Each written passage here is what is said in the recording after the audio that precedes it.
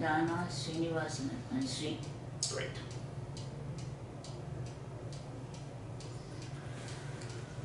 Start? Yeah. Okay. All right, welcome everyone to another morning meditation. So let's go ahead and start today with 10 minutes of surrender meditation.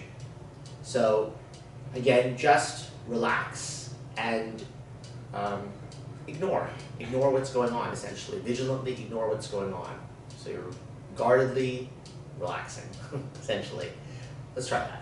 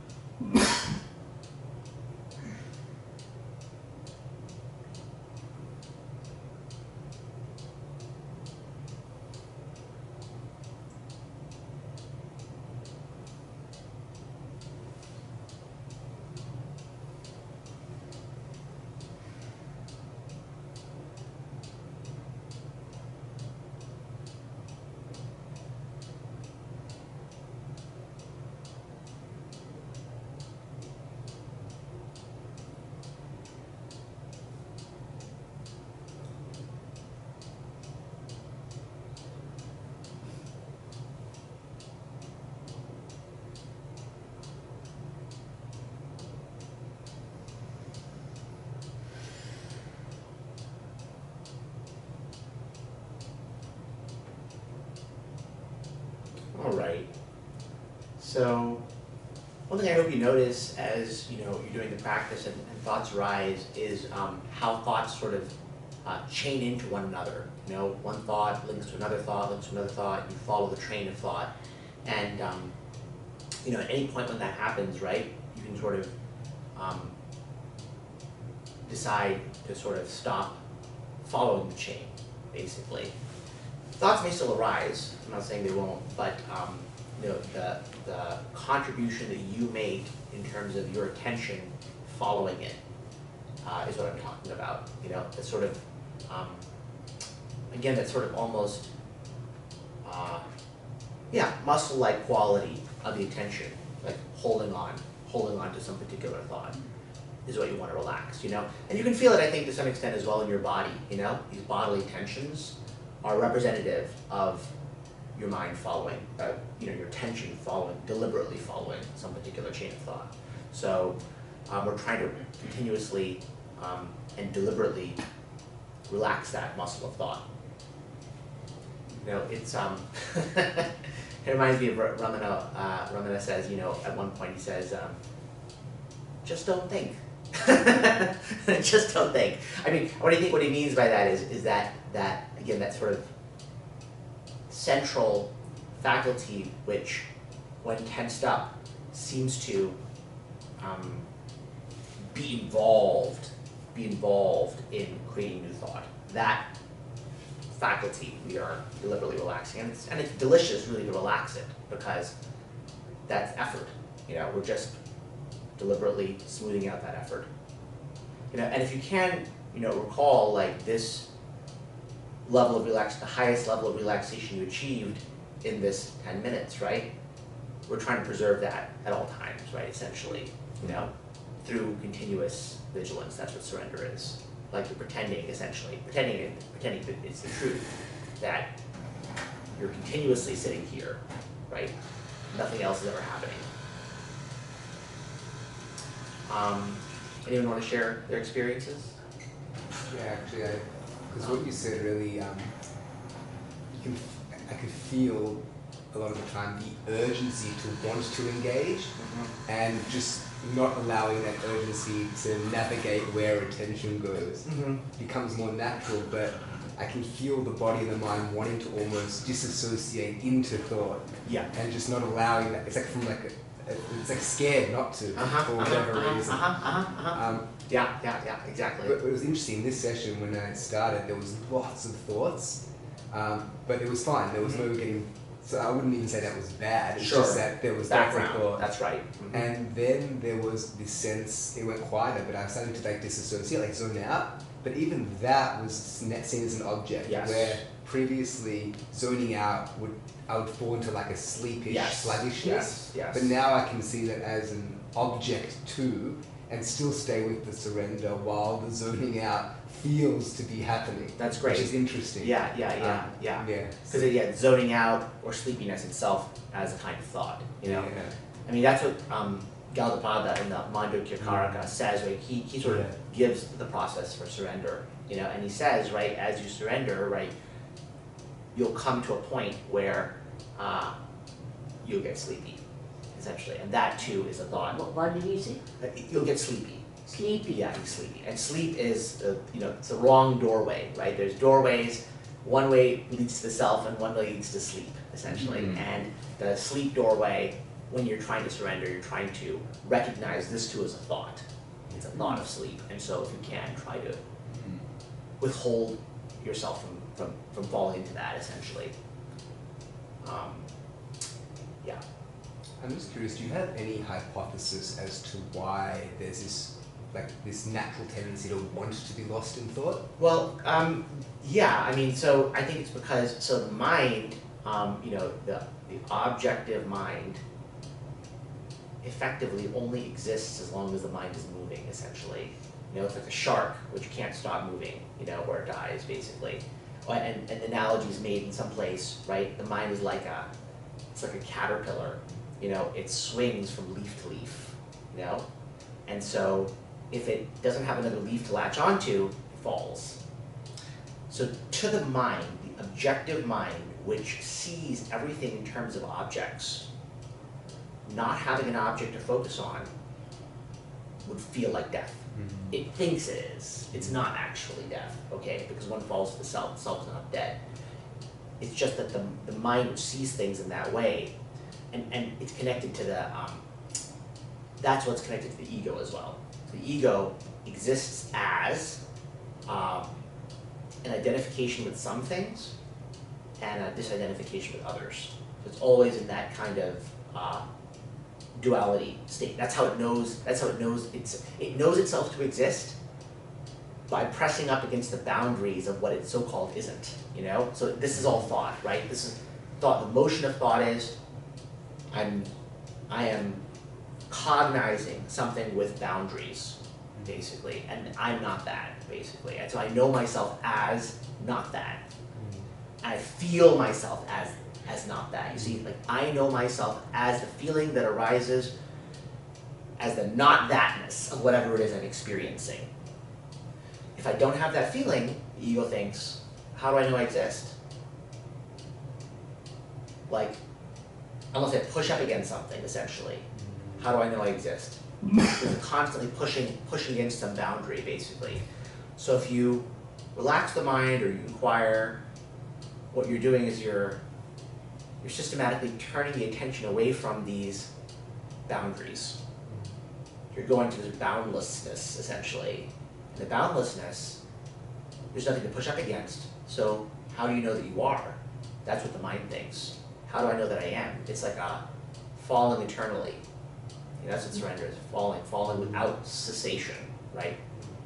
So do you even know that you're falling if you're falling like that? Like, that's what the mind thinks. Like, how do I know that I am? Like, this is like darkness to the mind, basically. What it doesn't realize or what it doesn't have faith in is that underneath the usual way of knowing, which is I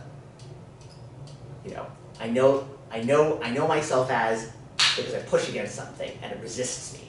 You know, that's how I know that. It's the usual way of mind. I push against the boundary and I know that's how I know I am. There's another way of knowing, which is underneath that, right? Which does not require a boundary to know itself. It doesn't require contrast. But the mind can't see that way directly. You can only see reflections of that way. So yeah, so that's why. So the ego, which is based on this, it's based on this movement basically. It's based on, you can say it's based on a boundary. You can say it's based on movement. Movement being more like that idea of like a torch moving and creating the fire that I was talking about the other day. Upanishadic example.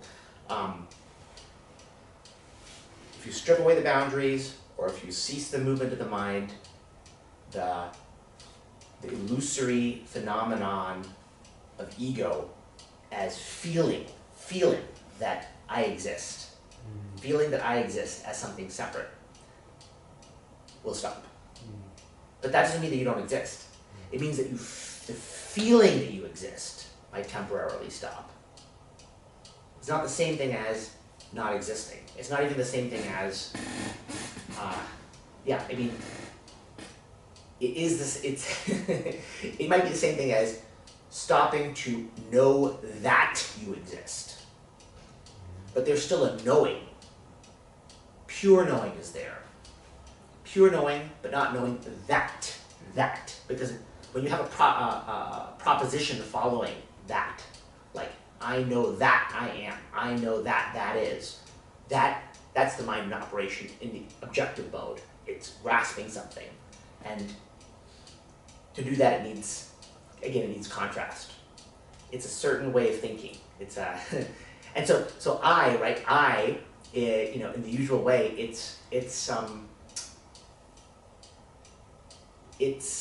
shape-shifting actually. Like really, what is it, right? Because it's unclear what it is, right? It's like I'm here somewhere. I'm here somewhere inside. I'm something. I'm sort of like, it's hazy, you see? It's like, yeah, I'm a person, I do things, I experience things. I don't look too closely at what this is, essentially, right?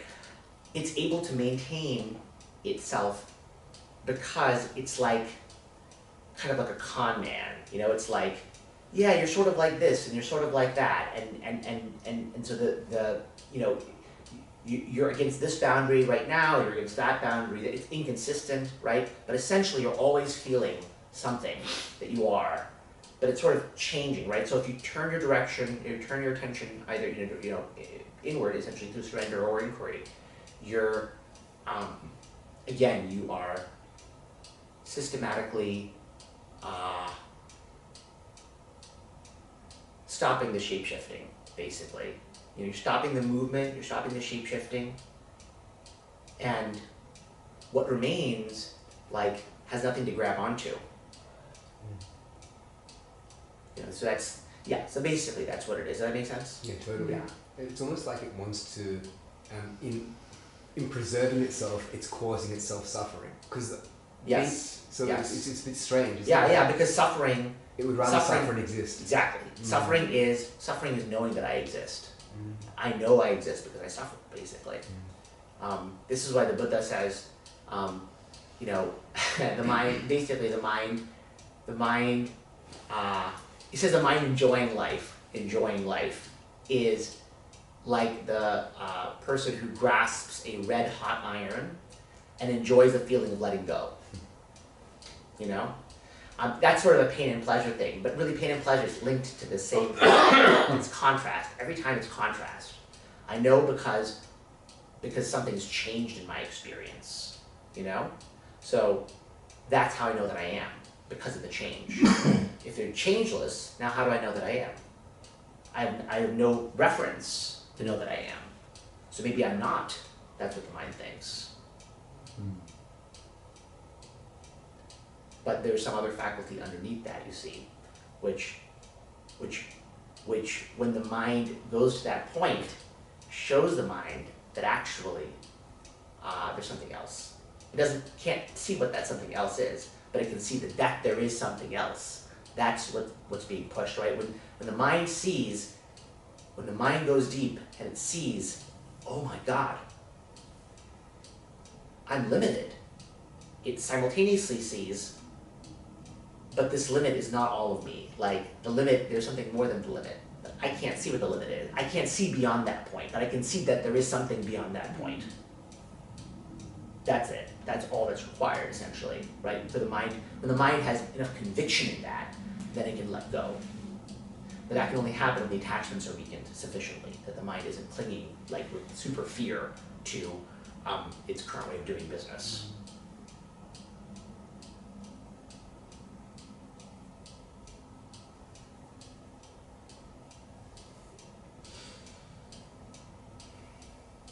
I can't think, in terms of surrender, I always love this, one letter that Ramana Maharshi quotes from Gandhi, where apparently Gandhi writes to some friend or something like that, saying I'm on the march to somewhere or the other, and I don't know what I'm doing, I don't know where I'm going, and yet something's happening.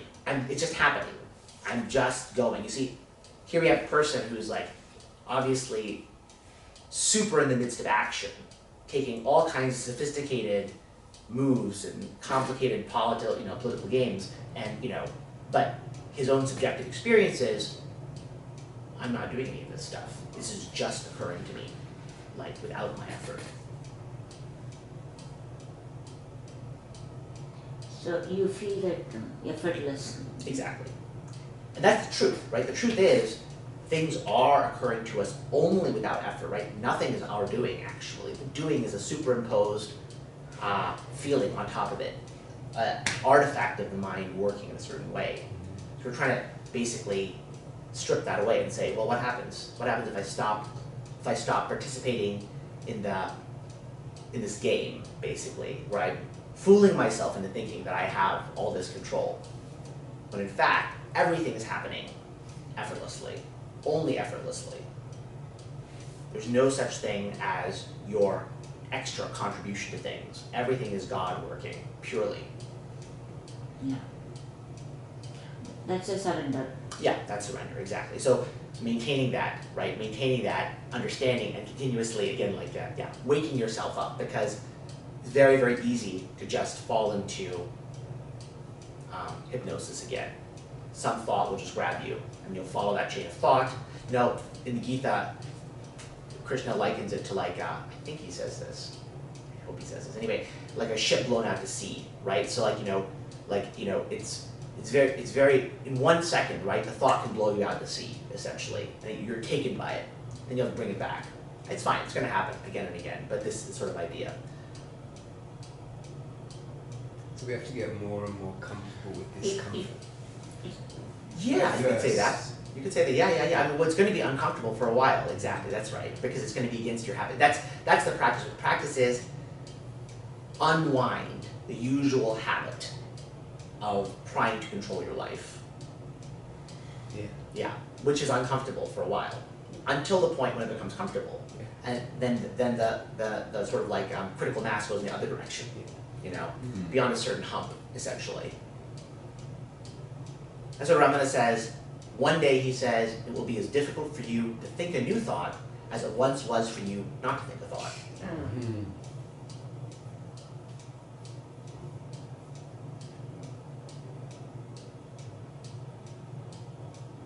All right, let's do more practice. Another 5 minutes.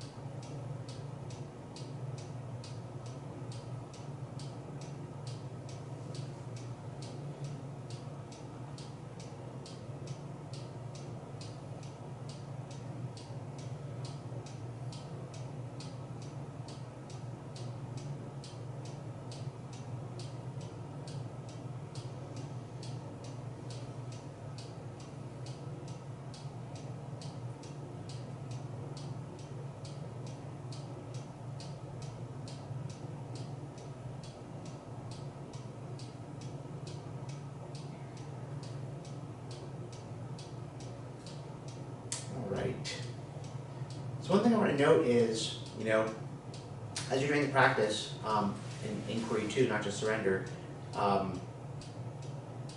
you will inevitably fall away from the practice many times. And what can happen is you can sort of berate yourself for that. Like, oh, I shouldn't have, that was stupid. You might feel ashamed or irritated or embarrassed, right? You just note, right? Those are further thought hooks, So don't go down those paths, basically. It's like, an actor, right? When they forget their line. The one thing you're not supposed to do in that case is get super upset, obviously upset about it, Like you're making the problem 10 times worse then, right? Just go on as if nothing's happened. But similarly, right, if you forget, okay, just very calmly, it's okay, I forgot, come back. Like there's no shame in it at all. Yeah, so you should practice more and more, the less and less thoughts are coming. Exactly, of course, exactly. That's the way it should be, right? That's the way it should be. But 100%. sometimes more emotions come. Yeah, exactly. Well, those things will get processed, right? So, the mind is becoming open, right, when you do this and things come up.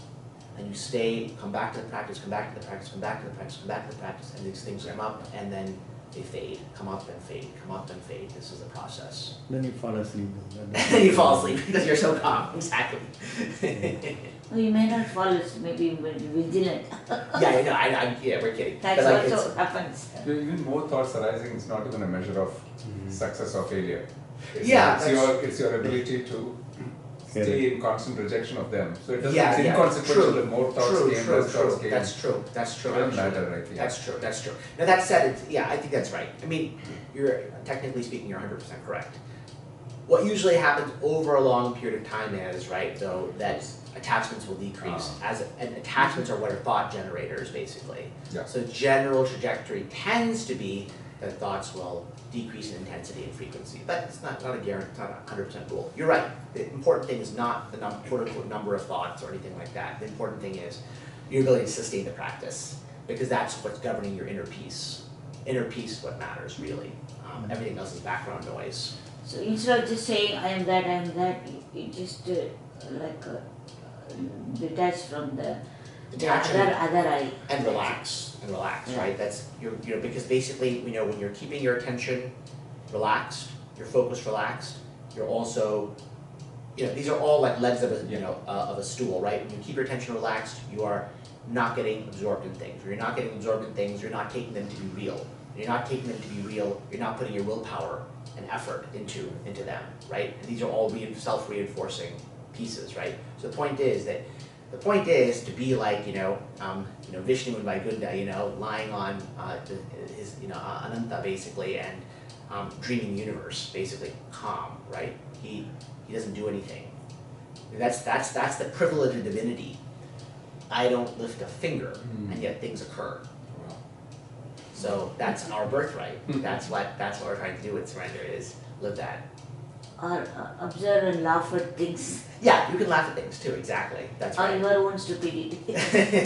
See, whatever's in the mind, right? Really, even laughter, sadness, these are all occurring there, right? I mean, the divine is really looking beyond emotion, right? The emotions are out here. It's like a movie again, Things are just occurring. That's all there, Yeah, of course, you can laugh. You can laugh at yourself. I mean, Laugh at it, Yeah.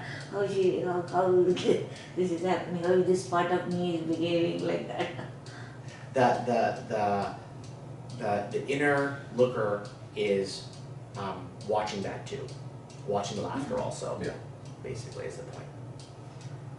I think- One other question I have, so say Shivaratri day, my mind is completely on Shiva. Nothing else mattered. Then, Yes. So that's also a thought, or it's a. I mean, so it's an interesting Shiva question. thought you got to relink. I mean,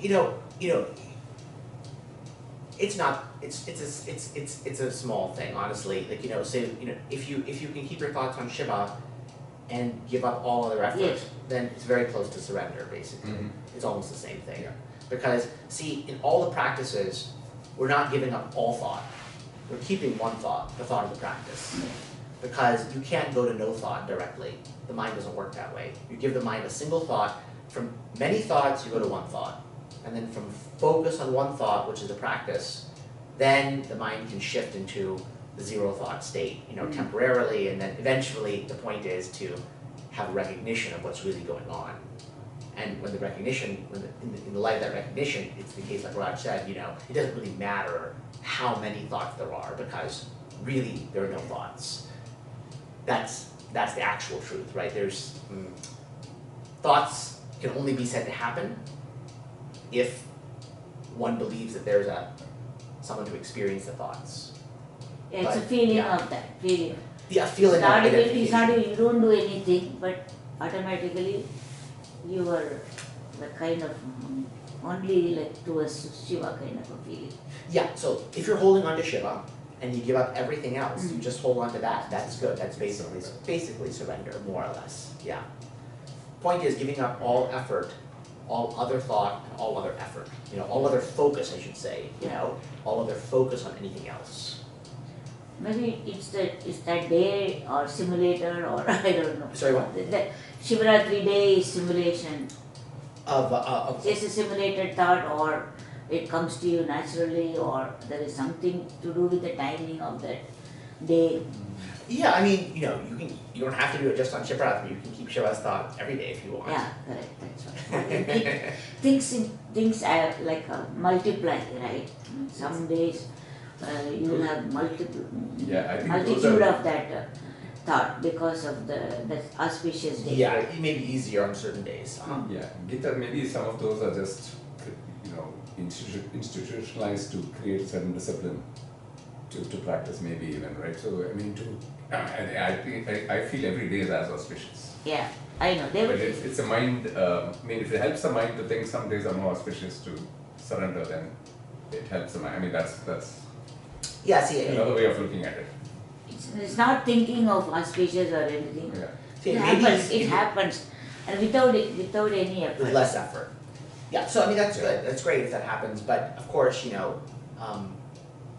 what you want to do is you want to do it every day, Yeah. if you can. Because see, it may be easier on that day because, for various reasons, the attachments are willing to let you have that day. Let's say, okay, just like it's easier on retreat, just like it's easier, when you carve out a certain space. Okay, like for this 1 hour, I'm okay, Exactly. right? And that's great. Actually, not a bad thing. But obviously, other 23 hours a day are important too. Similarly, other days of the year are important, right? So you want to take that from the Shivaratri day into the rest of the time, because that's when you hit the attachments. The point is, the attachments may be willing to compromise a little bit and give you some space, but they don't want to be threatened at their core, right? My key projects need to happen. I can give you a little bit for this spiritual hobby, but that's it. I'm not letting you threaten what is really important to me, So, yeah, that's. So there should be something behind that. The Shivaratri day is where her father passed away. Oh, okay. So Shivaratri day is special for her because you go to the temple on that day. Yeah. Now those things can help for sure. I mean, there are a lot of things that can basically quiet the mind like that. Certain days, certain places. Yeah, but- some places definitely you feel the energy, Exactly. and it also helps you go towards that. Sure, definitely. And there's nothing wrong with that. Again, I'm just pointing out, right? So you want to take that energy and bring it into the other days, other places. Yeah, correct. Yeah. I mean, I was thinking that during the actual practice of surrender, even concepts like a small I, big I, everything, That- Yes. all Everything is all the just- thoughts that have to be Yes. surrendered. I mean, Yes. because it's Yes. not the time to even, Yes. every thought is illusion. Yes. Yes, Right? 100%. Yeah. That's So right. all this structure is just to motivate you to practice, and then you will drop Yeah. everything. Yeah. Exactly. That's it. Yeah. Just an anecdote, Papaji, Uh-huh. he was obsessed with Krishna. Yes. So he was Yes. just japa. I think he even dressed up as like gopis and stuff. Yeah. Like, he was like, and then he lost the interest, and then Ramana woke him up. Yeah, yeah. But that was his final attachment, Krishna. So he was Yes. attached, Yeah. and then even that went, and then boom, Yeah, I think there's a conversation with him where Ramana says, Papaji comes and says, I saw Krishna, I played with him this morning or something, and he Yeah. says, is that Krishna experience there with you all the time? Does it come and go? Inquire to whom the Krishna experience exactly. right? Yeah. Well, see, the thing is, because see, Krishna as a separate being is not as close as Krishna as yourself. That's Yeah. the point, Yeah. right? Yeah. Yes. So, And that feeling, emotion, you see the picture itself, you cry, or that kind of, any small thing can trigger see, your that devotion. that bhakti can be helpful for a long time. Yeah. You know, like that kind of devotion where one feels intense emotional attachment Emotional, to that can be helpful. And eventually, when one comes very, very close, right? Like imagine like an object, right? Like when something comes very close, you can no longer see it as something separate. Yes, right. So when devotion becomes perfect, you no longer see the God as something separate from you to be devoted to. It's yourself. Yes. That's it. Then there's no more devotion. It's you are that. Yeah. You know, that's that. But the devotion, the emotion, I should say, emotion So much emotion can comes. help you. Yeah. It can help sustain your path for a long time. You know, that's what's helpful about it. You know, I see. but eventually there'll be no separate emotion because it's just you. Yeah. Yeah. Yeah, yeah. What were you saying? No, I was just saying, Swami Buddhananda once warned about this, this bhakti you feel when you look at the picture of Yeah. Krishna and the love you pour. He said that's not, really the thing, because you should feel that love universally to every being on the Yes, planet. correct, yeah. That is love for Krishna. Yeah, yeah, So what it is, yeah. otherwise, a lot of people would feel that for Krishna and cry, and yet they may be very harsh with something Yeah. inside, immediately, right? Yeah. Or would be And they would be, if their realms of auspiciousness are threatened, they would be irritated. Yeah, right? they would be so running. then, so I think those have to be recognized. they would be running a temple, but In they would ourselves, be very they mean outside. Yeah. I mean, that's a separate issue, right? You could say, of course, right? If you're totally devoted to Krishna, then everything is Krishna, right? Yes. So you should be viewing. You it should like be that. viewing everything as Krishna. Yeah, everything. No, is but Krishna. everybody is looked at like Krishna. I know, also but like- do you really that, feel yeah, that way? everybody is looked at, the energy towards everybody is also like that. But you have to honestly experience it. Yeah, experience, not the saying. I mean, Yeah. or feel it. Yeah. But the basic point is, right, the emotional attachment to God, the emotional devotion where you cry and you feel this, is for some group of people, right, the bhaktas basically, can be very, very, very helpful Yeah. to motivate them in, let's say, surrender. Because Yeah. I'm Yeah. totally devoted to Krishna, Yes. therefore I surrender everything to Yes, Krishna, yes, right? yes. That's good, right? And then in the end, what'll happen is, again, like that emotion will calm down because one will recognize identity between oneself and Krishna. So there's no reason to be emotional Yeah. towards that as something apart. And also, it's better than being devoted to money and Of course. being You which know, is where like- our Of emotions course. normally go to Of these course. selfish tendencies. Yes. See, for example, my Bhagavatam teacher, she's also my classmate from IIT. She cries during some parts of Krishna being tortured in the jail. She really, the reading has got so much emotion. She cries during when Prahlada is tortured, during our Krishna is tortured. All that emotion Even is out there. she's not pretending or anything. Yeah. It's actually coming out. She really feels that, yeah. I mean, I would actually weep when I think of Lord Rama walking in the forest with his poking the face. Oh, a prince subjected, Lord Rama actually being subjected to this and cheerfully going. So like you said, it's an emotion. Emotion that so can because come when they you strongly identify with a form. No, it's really good. I mean, if you're going to pour your emotions someplace, certainly pour it towards God. And definitely, if you pray to God to help you with the spiritual quest, there's no question that God will help you, So. yeah, you are right. When Rama goes around, he cries. You cannot, the whole chapter, several sargams, he cries. He looks at the trees, he looks at the animal, bird, everything he cries. You cannot really take it, Rama is crying. Yeah. All these three sargams, really. It's very sad. It's very sad, very sad. The three chapters you cannot read. You say? Sorry, I can't hear you. Hold on. Whoever is speaking right now. Sorry, 1 second. Sorry, one second. I can't hear you. Please start. You go ahead. Now, So, Akilesh, in please this aid. contest, whatever it is, worship or devotion towards bhakti towards a god, we can take it as a tool to take us close to this status of a state of surrenderness. in this whatever Yes, we are doing yes. the practice contest I'm Yes. talking about. Yes. Because you can understand it, right, as I want to be, I love God, and I want to be one with God, right? That is surrender, right? So if one is so devoted, one should completely let go of one's own will and say God's will be done. That would be perfect bhakti, perfect devotion. Okay. It's real faith. Yeah, real faith, exactly. Right? You take it all. You handle everything. It's also there. God, you take it. You handle all the responsibility. It's true. I mean, that's it's very sweet, actually. Until you totally surrender, the God won't come also. Well, I mean, that's exactly right. You got the full experience of God will not happen. God will come and see your attempted surrender, which is not going to be perfect, will weaken attachments, and then God will Yeah, show itself. somebody raised a hand. Huh? Is it Dana or? Yeah, it's me. You kind of answered my question, but I still would like to share a little bit of my experience today.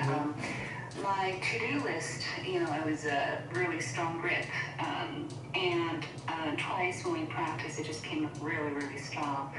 And I realized that this is something, every single day I've lived my whole life. These are the things that I have to do instead of, wanting to do. So there's some resentment came up. So I just kept surrendering the resentment.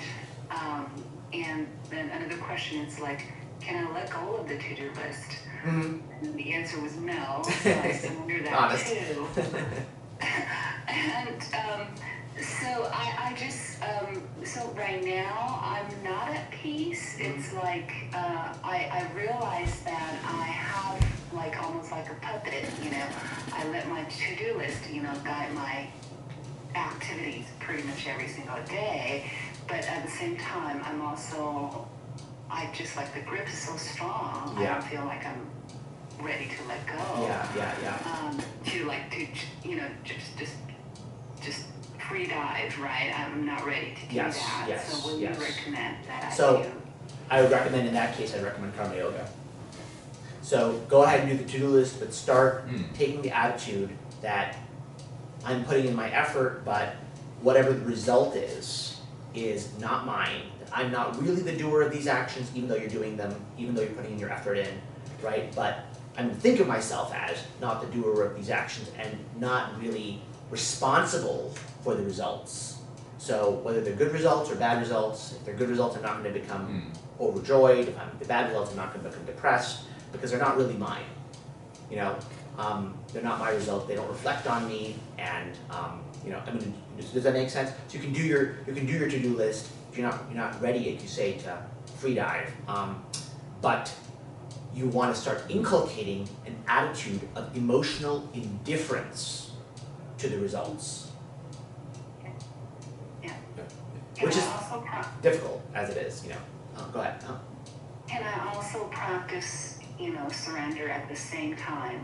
It's like whatever emotion that comes up, whatever like urge that come up that I have to do, can I just like practice surrender whatever that shows up, as well as surrendering the activity? Because I'm not familiar with karma yoga. I'm not Indian.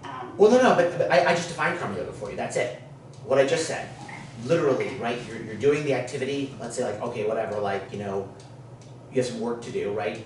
You're going to do that work, and you're going to tell yourself that I'm doing the work to the best of my ability, but I'm not going to be invested emotionally in the result.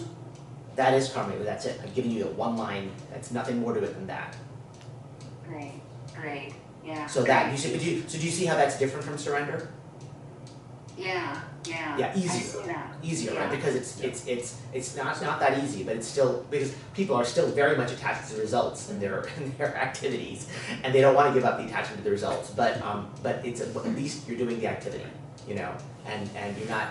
Surrender is challenging, you're doing the activity, or you're putting the effort in deliberately, basically. So that's what I would suggest. Yes, that makes sense. And anything else, I mean, you of course you can feel free to surrender anything else. Only thing I would just say is, you know, be careful about selective surrendering, right? So, because that could be, you know, like when I say that, I mean, like, for example, if you're saying, I'm going to surrender the resentment I have about the to-do list, right?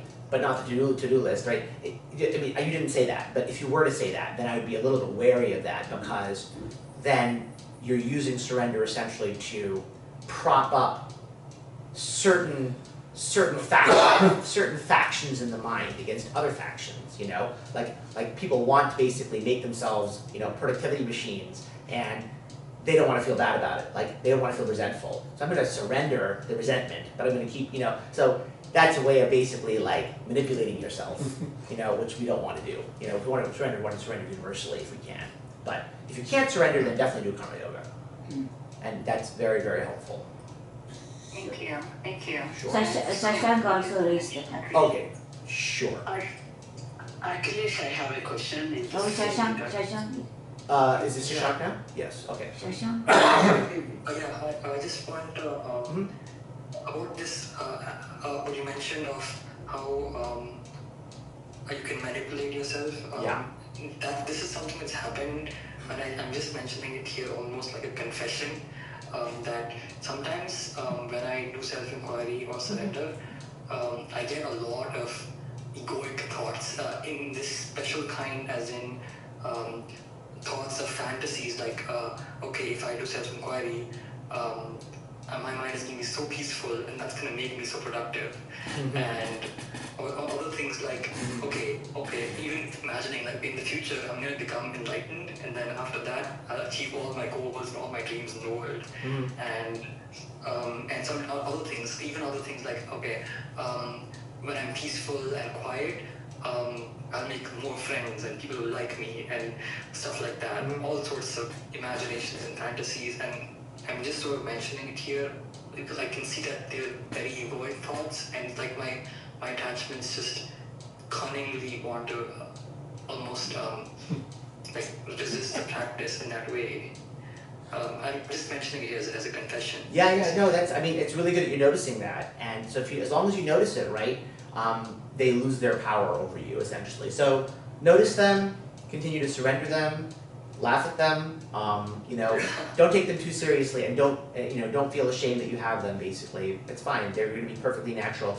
Because the mind is, after all, right, the mind is, you know, the practice and moksha, liberation, is structured as a goal, because that's the only thing the mind can understand.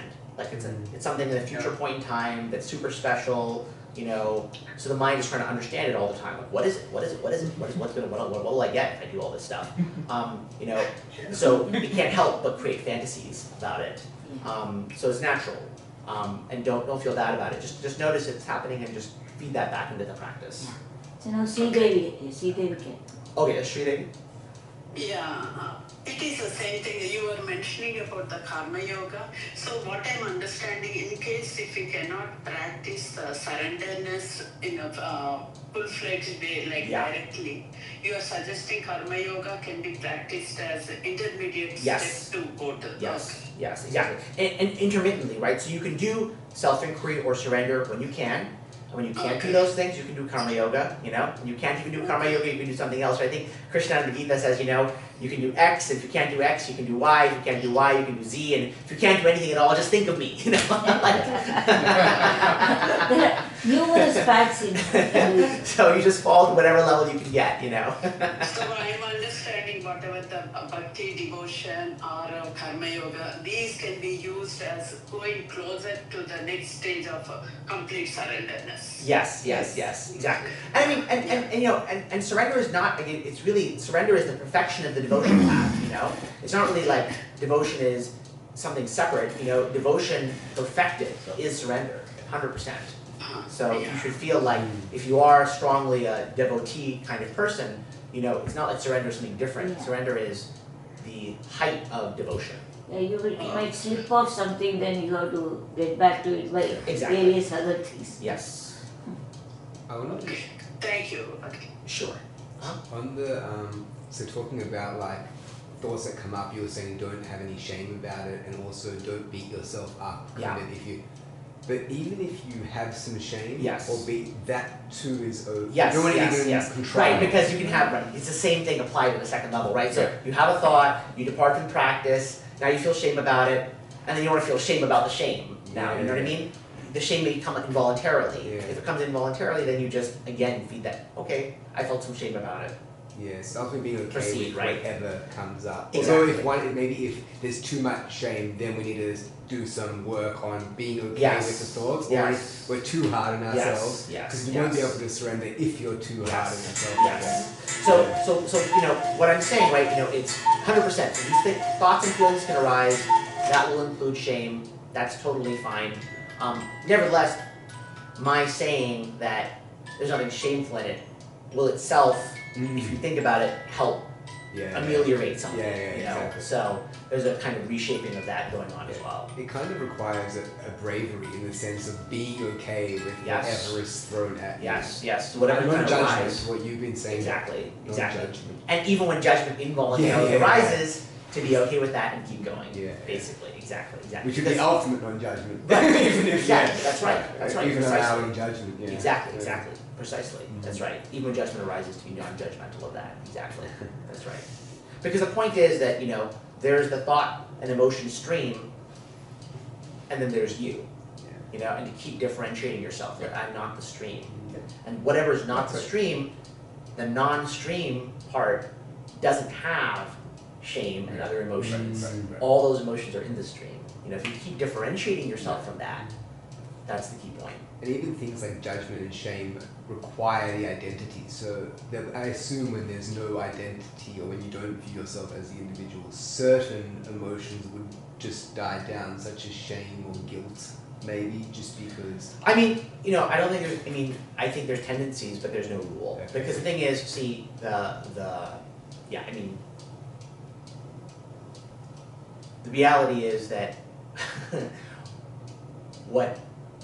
what's pointed out right in realization is what always existed, right? So you currently aren't experiencing any of these things in some way, right? In that sense. So it's, so we don't want to make any, let's not make any assumptions about what happens. It doesn't make any sense to make assumptions of what happens post-realization. You know, the important thing is, in a way, really important thing is a practice is its own reward even now. Keep in mind the ultimate goal, of course, but also, especially surrender is its own reward immediately by relaxing. You get immediate rewards in terms of peace. All right, let's call it for today, and thank you all for coming, and I'll see you tonight. All right, thanks. Thank you. Thank you.